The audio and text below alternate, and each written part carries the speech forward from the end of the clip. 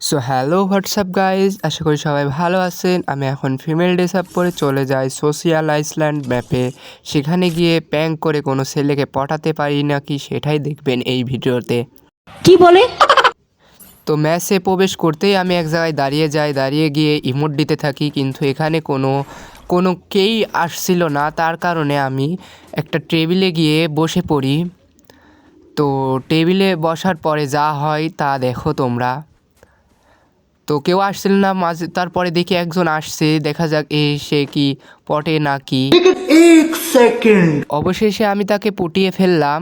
प्यारी समझ गई। তারপরে দেখুন সে বিভিন্ন ধরনের রিয়ার ইমোট মারতে থাকে আমাকে ইমপ্রেস করার জন্যে। কি বলে? তো তার বিভিন্ন ধরনের ইমোট দেখে বুঝলাম সে আগেকার প্লেয়ার বা ওল্ড প্লেয়ার। अरे भिख मंगिया क्या देख रहा है। তো আমি সাথে প্যাং করার জন্য তার থেকে একটি গিফট চাই এবং সে কিন্তু দিতে রাজি হয়ে যায়। তারপরে কিন্তু আমি সেই গিফট না নিয়ে তাকে বলে দিই যে এটা তোমার সঙ্গে প্যাঙ্ক করা হচ্ছিল।